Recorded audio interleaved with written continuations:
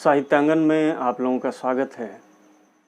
आज साहित्यांगन में मैं बिहार बोर्ड की 12वीं कक्षा की हिंदी पाठ्यपुस्तक से एक और कविता लेकर आया हूँ।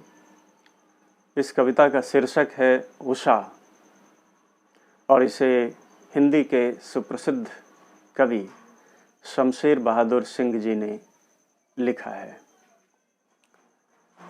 शमशेर बहादुर सिंह का जन्म 1911 ईस्वी में देहरादून उत्तराखंड में हुआ और 1993 ईस्वी में इनकी मृत्यु हो गई। ये अज्ञेय और नागार्जुन के समकालीन रचनाकार थे। इनकी कुछ प्रसिद्ध रचनाएं हैं, कुछ कविताएं, कुछ और कविताएं, उदिता, बात बोलेगी, चुका भी नहीं हूँ मैं आदि। लेकिन इसके अलावा जिस संग्रह की रचना से इन्हें ज़्यादा प्रसिद्धि मिली उसका नाम है दूसरा सप्तक, जिसका प्रकाशन 1951 में हुआ और जिसका संपादन अज्ञेय जी ने किया था। तो दूसरा सप्तक के साथ ये लोग चर्चा में आए और उसके बाद निरंतर लिखते रहे। प्रस्तुत रचना उषा में उषा काल का बहुत ही प्रभावपूर्ण अंकन किया गया है, जिसे अभी हम लोग समझने की चेष्टा करेंगे। विभिन्न बिंबों के द्वारा इन्होंने उषा काल का बहुत ही मनोहारी चित्रण किया है। तो आइए हम लोग इस रचना को समझते हैं। कवि कहते हैं, प्रात नभ था बहुत नीला शंख जैसे। प्रातः काल का नभ आकाश दिखने में ऐसा प्रतीत होता था जैसे बहुत नीला कोई शंख हो, यानी उस समय आकाश की नीलिमा के कारण कवि को ऐसा प्रतीत होता है। भोर का नभ राख से लिपा हुआ चौका अभी गीला पड़ा है। कवि कह रहे हैं कि भोर का जो नभ था उसके लिए उन्होंने एक और बिंब का चयन किया है और वो कह रहे हैं कि जैसे देहातों में, रसोई घरों में राख से लोग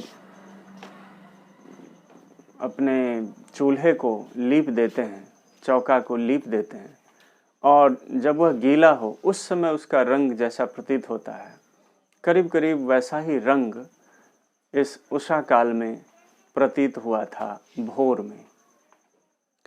फिर और प्रातः काल के नभ का और भी वर्णन करते हुए कवि अन्य बिंबों के सहारे अपनी बात रखते हैं, जिसमें आगे वो कहते हैं, बहुत काली सिल जरा से लाल केसर से कि जैसे धुल गई हो।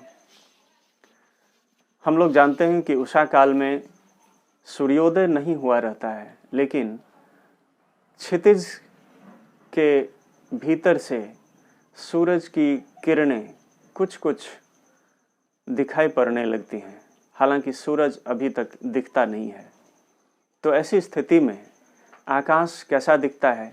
जैसे काली सिल पर किसी ने केसर को रगड़ दिया हो और केसर से धुली हुई उस सिल का रंग जैसा प्रतीत होगा, वैसा ही रंग आकाश का दिखता है। स्लेट पर या लाल खड़िया चाक मल दी हो किसी ने।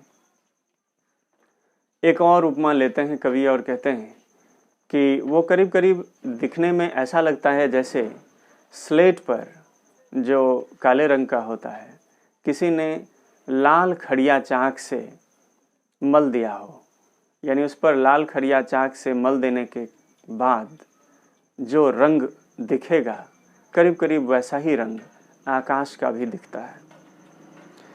नील जल में या किसी की गौर झिलमिल देह जैसे हिल रही हो। या फिर एक और उपमान उन्होंने लिया है कि जैसे नीले पानी में किसी की गौर झिलमिल देह हिल रही हो।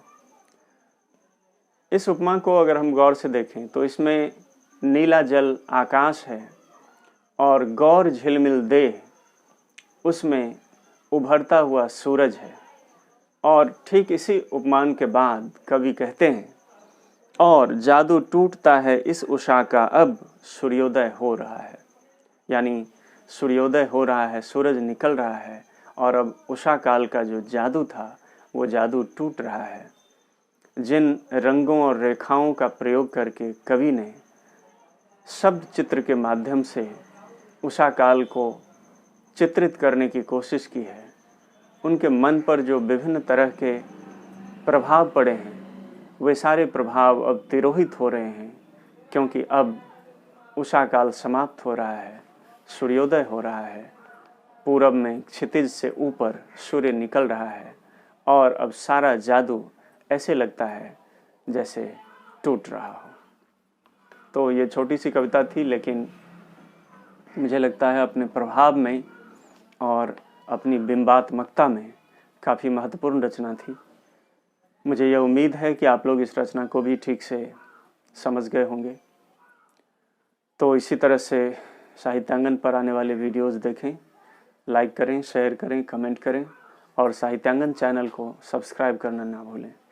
तो आज के लिए बस इतना ही। धन्यवाद।